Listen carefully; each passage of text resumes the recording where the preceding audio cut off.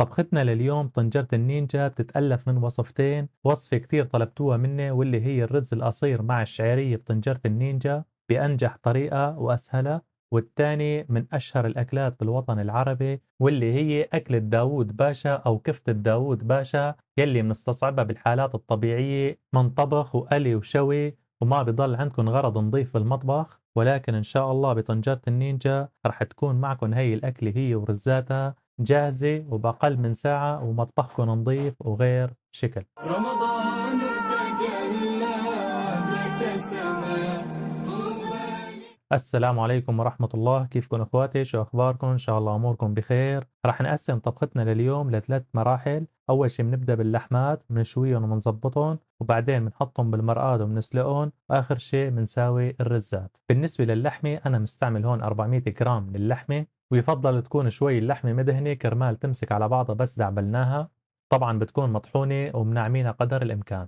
رح يحتاجوا حوالي المعلقتين كبار من البقدونس المفرومين الناعم، بالإضافة لبصلة كمان تكون مفرومة ناعم. أما بالنسبة للبهارات فرح نحتاج لمعلقة صغيرة من الفلفل الأسود، بالإضافة لمعلقة صغيرة من البهارات المشكلة، وآخر شيء معلقتين صغار من الملح.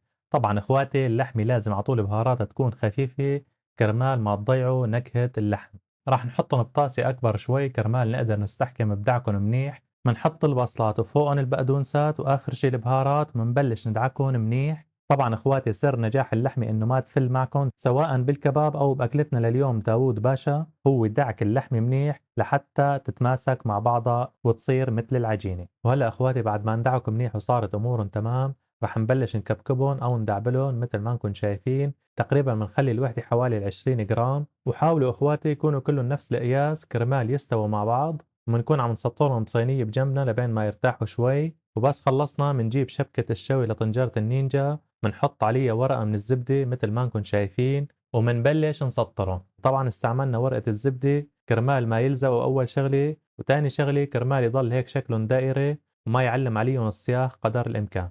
طبعا اخواتي قبل ما نحطهم على الشواية بنكون مشغلين طنجرة النينجا. بنشغل الطنجرة على النظام الأول، بننزل على البرنامج الثاني برنامج جريل، برنامج الشوي بطنجرة النينجا. طبعا درجة الحرارة فيه 240 ثابتة ما بنقدر نغيرها. نختار من الوقت 15 دقيقة وبنكبس على زر ستارت ليبدأ البرنامج. ومثل ما قلت لكم اخواتي بنتركها دقيقتين، يعني على الدقيقة 13 بنفتحها وبنحط الشواية بقلبها. طبعا برنامج جريل ما بيحتاج لمي، بس بتحطوا هالشواية بقلبها وبنسكر هالطنجرة وبنخليها تتابع البرنامج. وعلى الدقيقة 8 اخواتي بنفتحها وبنلاقيهم هيك في منهم كم وحدة هيك شوي بلشوا بدي ياخذوا وش، وعلى مبدأ من دهنوا سقيلوا بتبلشوا بالفرشاية بندهنهم وش هيك بندهنهم، وبنرجع بنسكر عليهم حوالي دقيقتين تقريبا بيكون استوى الوش الأول. وعلى الدقيقة الرابعة اخواتي بنفتح الطنجرة وبنقلبهم مثل ما انكم شايفين، وبتلاقوا هيك الدهن صارت كميته كبيرة. لهيك بنجيب معلقة أو سكينة وبنعمل ثقب بالنص لورقة الزبدة كرمال ينزل الدهن لتحت، لأنه ما بدنا إياهم يتشتشوا، بدنا نسبة الدهن تكون بس خفيفة تحتهم. وهيك بعد ما خلص الوقت مثل ما انكم شايفين، يعني ما بدنا إياهم يتحمروا كتير كرمال ما يقسوا، لأنه اللحمة بس شويتها زيادة بتقسى وبتنشف. وطولوا لي بالكم انتو يلي قلتوا لحقت تستوي. منطلعهم من هالطنجرة ومنبلش نجهز المرقة تبعيتهم.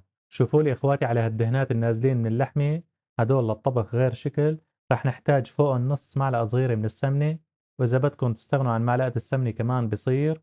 طبعا اخواتي بتكونوا شغلتوا البرنامج الأول برنامج سوتيه، برنامج القلي. رح نحتاج لبصلة مقطعة على جوانح، منرش عليها شوية ملح ومندبلها. وبس دبلت البصلة منضيف فوقن قرنين فليفلة أو قرن حسب حجمهم، بيعطوا المرقة طعم كتير طيبة.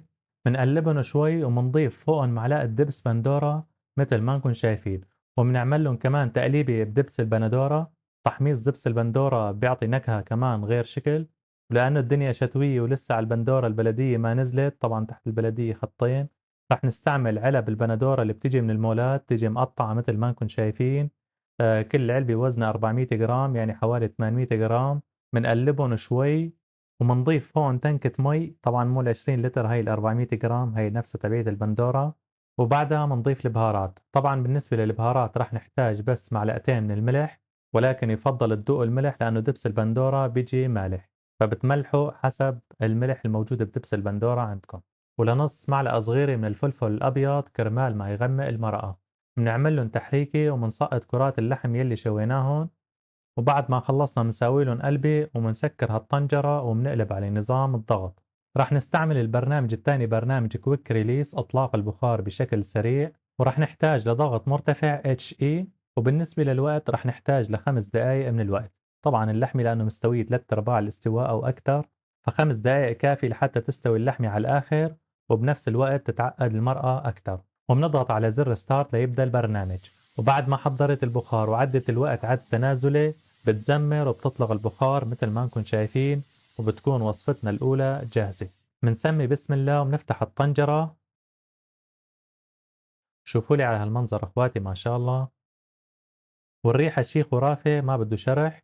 ومنشان يكون ضميرنا مرتاح وأمورنا تمام نسحب لنا وحدة منجربها ونشوف طراوتها. طبعا بنجرب هاي التجربة لربما كانت اللحمة عندكم قاسية، كرمال تضل أمورنا بالسليم. أمورها ممتازة. منشيل هالطنجرة منغطيها ومنحطها على جنب، ومنجيب الطنجرة الثانية كرمال نطبخ فيها الرز. بالنسبة لعمل الرز القصير بطنجرة النينجا مع الشعرية بنعمل بأكثر من برنامج، وبيعتمد بشكل أساسي على كمية الرز يلي مستعملينها. أنا مستعمل هون رز الوردة الحمراء، رز توسيا التركي.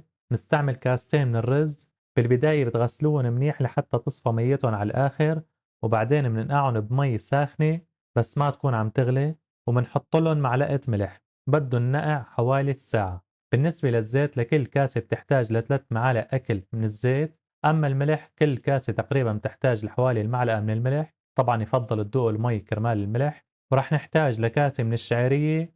أما بالنسبة للمي فرح نحتاج لكل كاسة بدها كاسة مي، ولكل كاسة شعرية كمان بدها كاسة مي. أخواتي بالنسبة للرز سر نجاح الرز هو كمية المي اللي بتحطوها. يعني في حال كانت المي كتيرة رح ينخبص معكم الرز، في حال كانت قليلة بلزق معكم الرز وما بنفش. فالكمية مهمة جدا. طبعا هون استعملنا كاس بكاس لأنه الرز منقوع حوالي الساعة. إذا نقعنا الرز أقل فرح يحتاج كمية مي أكتر. وبعد ما حطينا الزيتات 6 معالق زيت وقلينا الشعرية اللي اتحمرت مثل ما انكم شايفين، نزلنا الرزات. وملاحظة مهمة إخواتي بالنسبة للرز القصير لازم نحمصه يعني حوالي دقيقتين كرمال كل رزة تتغلف بالزيت، إذا حابين يطلع معكم الرز مفلفل وكل حبة لحالها. وبعد ما نضيف المي رح نضيف 3 كاسات من المي لأنه مستعملين كاستين رز وكاسة شعرية. ومنضيف الملح معلقتين صغار يكونوا مليانين، ويفضل بهاي المرحلة تدوق المي كرمال الملح. منسكر هالغطا ومنبلش نشغل الطنجرة. منشغل هالطنجرة ورح نستخدم اليوم برنامج ستيم. من على النظام الأول ننزل على برنامج ستيم برنامج الطبخ بالبخار. وبالنسبة للوقت رح نحتاج ل10 دقايق من الوقت. هي رح تكون على الافتراضي 10 دقايق، وبتكبسوا على زر كيب ويرم كرمال نطفي هي الميزة، ميزة الحفاظ على حرارة الأكلة، لأنه إذا تمت هي الميزة شغالة غالبا رح يلزق معكم الرز. وبنكبس على زر ستارت ليبدأ البرنامج. واخواتي ببرنامج ستيم بس بنقدر نحدد الوقت، درجة الحرارة بتتحكم فيها الطنجرة بشكل تلقائي، وبتبدأ بتحضير البخار. طبعا ما بتاكل وقت كتير بتحضير البخار على برنامج ستيم، وبعدها بتبلش بعدل الوقت على التنازلي لحتى تخلص ال10 دقايق وبتزمر. ولازم مباشرة نشوف الرز لأنه ما بصير نتأخر عليه أبدا. بنسمي بسم الله وبنفتح الطنجرة. شوفوا لي ما شاء الله على هالرزات. بنعمل لهم تحريكي وهيك بتكون أكلتنا جاهزة لليوم. راح نصبهم ونشوف النتائج مع بعض. ملاحظة أخواتي بالنسبة للرز القصير يعني أكثر من كاسين ما بنطبخه على برنامج ستيم لأنه ما راح ينجح معكم الرز. بس كنا بدنا نطبخ أكثر من كاسين بنعملهم على برنامج الضغط المنخفض، وإن شاء الله راح صور لكم إياه كمان.